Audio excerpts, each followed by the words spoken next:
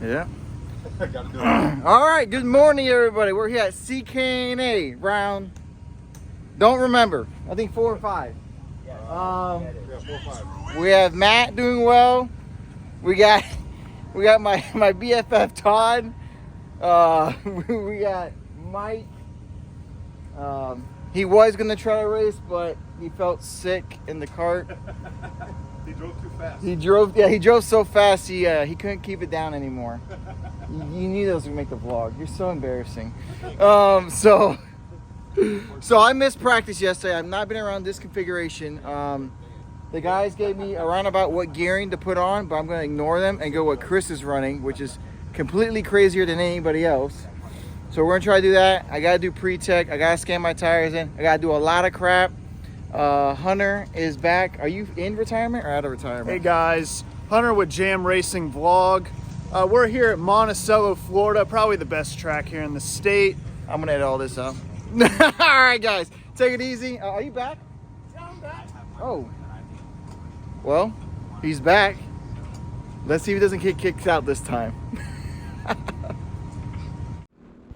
So out here, morning warm up, first time on track. Threw on a gear, complete opposite to everybody else. He thought it was kind of crazy. I meant to go on the gear that Chris was on, but I got confused on what was my front driver, so I was way off on what I thought was gearing. I think I found something. So I ended up going out in a 3.66 gearing in the morning, and everybody else was like in the 3.4 something. Chris was running like 3.3 something. So I thought I was way off, but the cart was so quick in the infield, and then screw the straightaway. Who cared about the straightaway at this point? Literally, right when I go over this crest, start coming down a little bit, bam, on the limiter. I rode that limiter the whole way through. I was like, oh my gosh, this is insane. I made a mistake. I looked down at my Alfano. Sure enough, yeah, I did. And then this is pretty cool. I mean, coming down to this turn, almost on the limiter again. In this gear is definitely on the limiter, but you're coming to this turn deep and then hard on the brakes and then turn.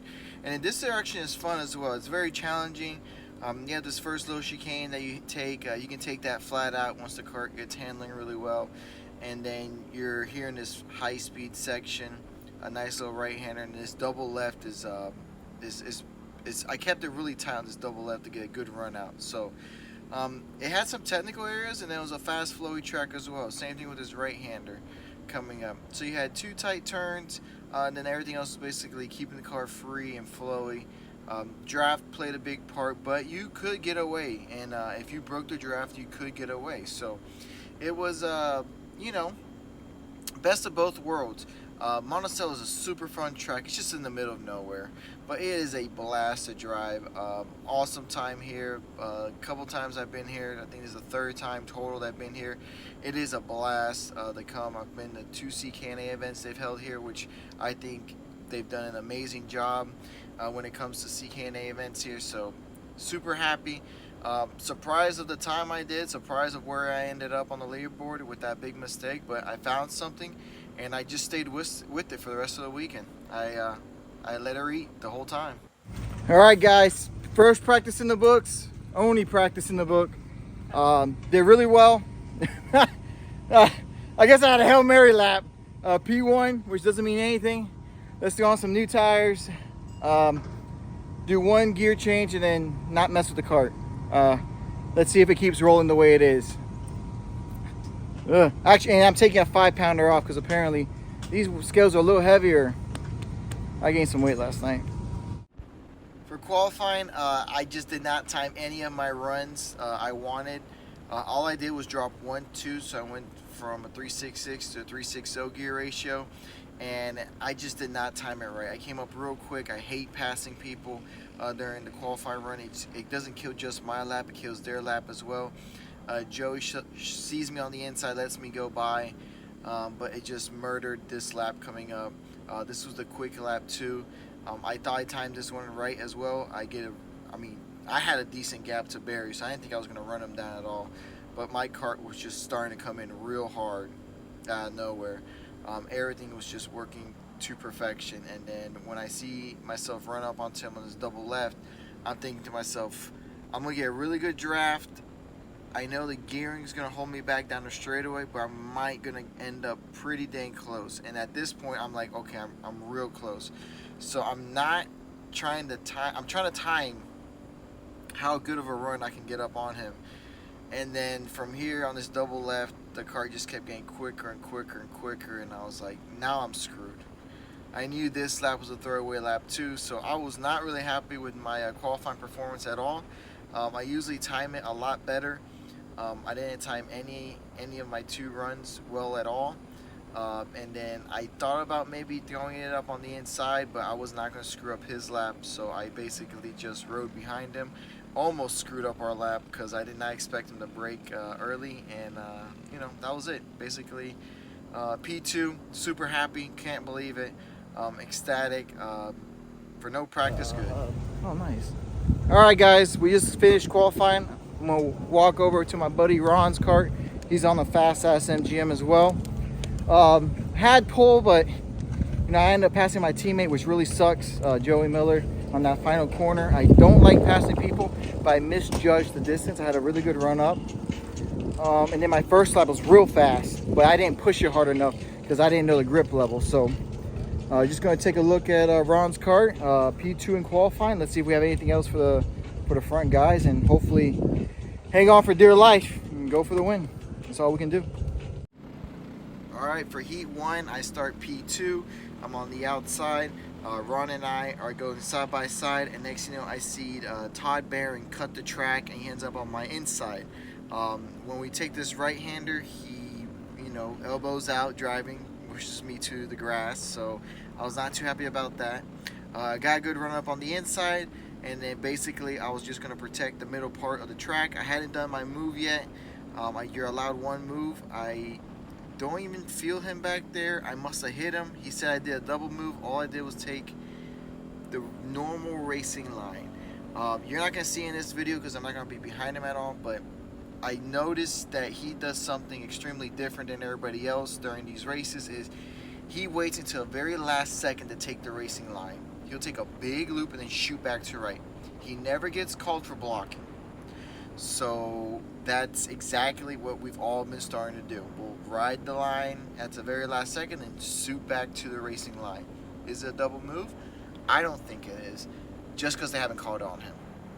I get a penalty, even though he cut the track. I get the penalty overturned, but things get heated after this event. I'm trying to run down Ron here.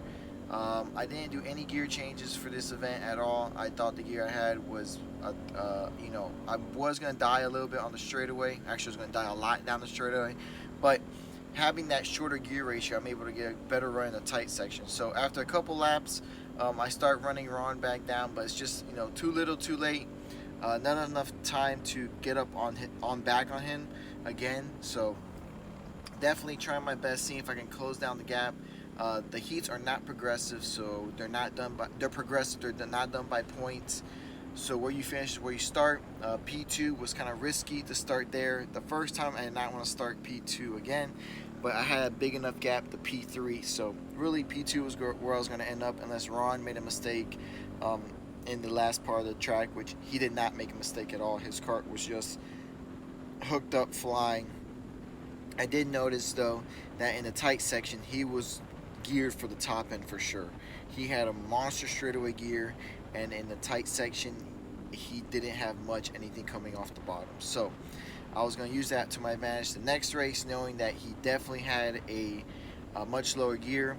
The goal is to get out in front of him early and then break the toe. As long as I was able to break the toe, I think I could run away with it. Good race, got heated.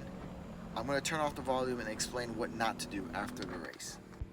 Okay, I left this clip in and I put this clip in to show you what not to do after a race.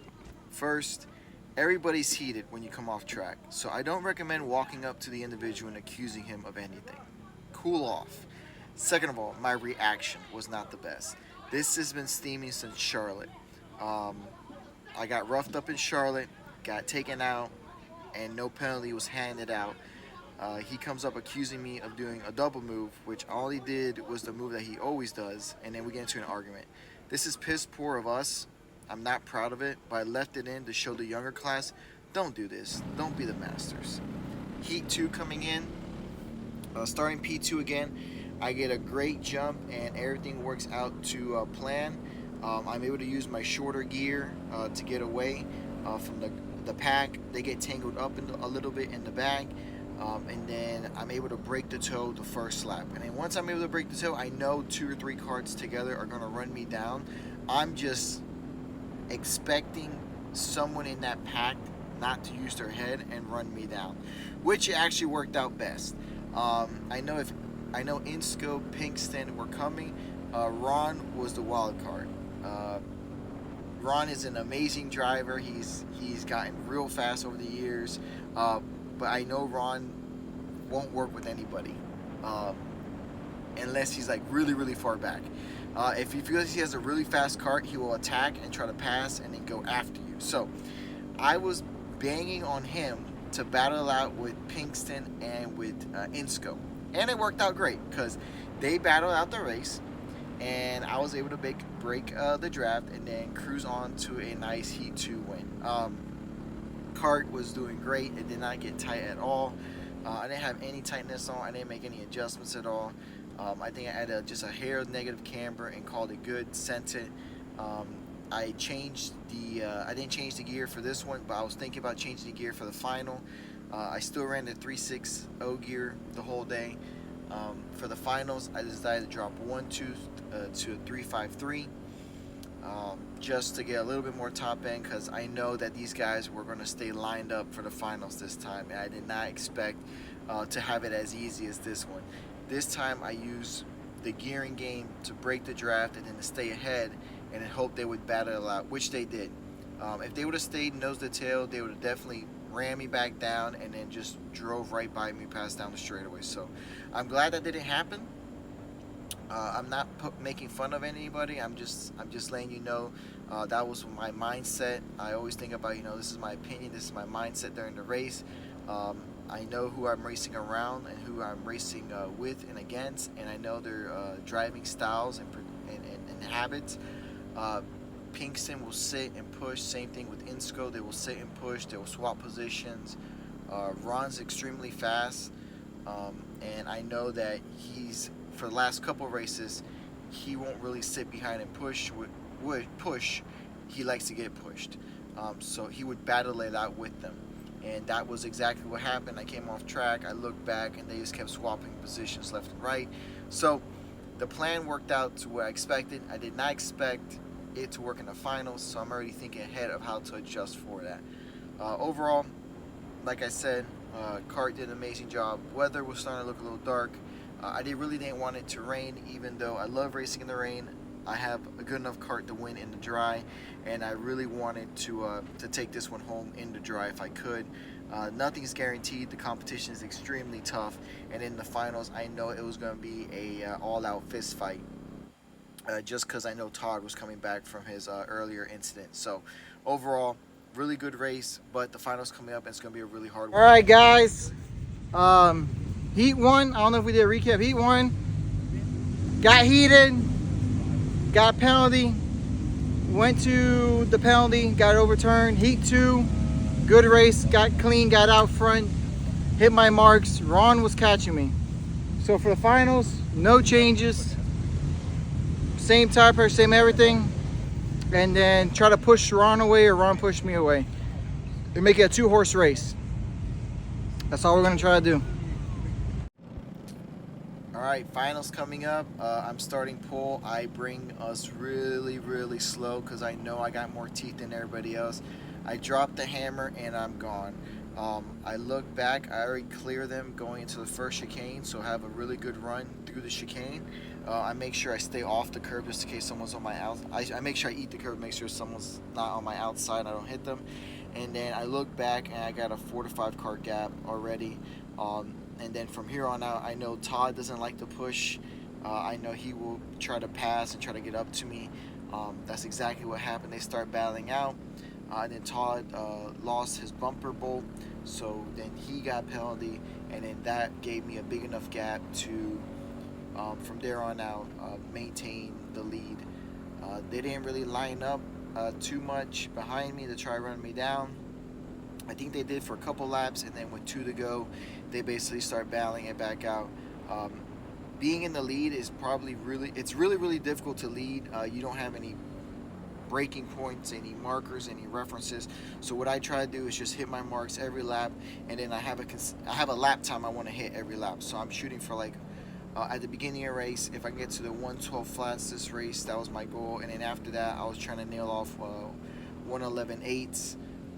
Out of nowhere, I hit a 5, and then I'm thinking to myself, I check the gap. I think to myself, if I push too hard, I'll overcook the tires, which is something that happens to me sometimes.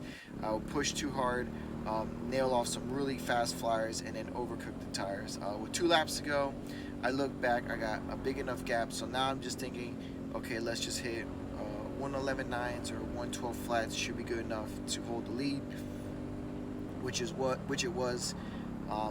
Everything worked out perfectly. I mean, this weekend lined up, other than the after heat 1 incident and argument, the rest of the day went amazing. Weather held out, no other issues. Basically, just overall could not thank enough people. The chassis handled beautifully. MGM chassis, you know, I went from mid-pack runner to running up front. AEM engines, the power's there. Max torque clutch, the dragon skin. I'm scared of burning it up, but it held up great the whole weekend. Didn't even look at it. Podium Products for the amazing suit. CR Graphics for the custom helmet. I mean, all these people that helped me get to where I'm at today. Hard work, seat time, and I got to thank Smoker Gears, SmokerPerformance, Mike Smoker. He's given me an amazing product to run the gears, give you exactly what you need. The pull out of the corner, and then, you know, that's all you need. It's just that little half a tenth a turn. Here, you can run a tooth lower if you wanted to. I like to stack on the teeth just because that's the way I am. But I had an amazing weekend so far. Saturday was what I needed. This is my first CKNA win. And I was just going to ride this last lap high. I can't thank everybody enough again. Thanks for the staff. Thanks for the event. Everybody did an amazing job. Tech, individuals, Brett for putting it on. You know, there's too many people to thank. If I missed your name, you know, it's not because I don't thank you or appreciate you. To all my competitors, you guys make me better. Make me faster. Racing against you guys, or racing against the best, is the reason why I've gotten so fast. I don't shy away from competition. I embrace the competition. And if I can take these guys, I mean, I'm on top of the world. And that's what happened this weekend. We were able to run out the back door, take home the win, and man, I felt like I was on top of the world Saturday. Awesome run, super happy. Thank you guys from the bottom of my heart.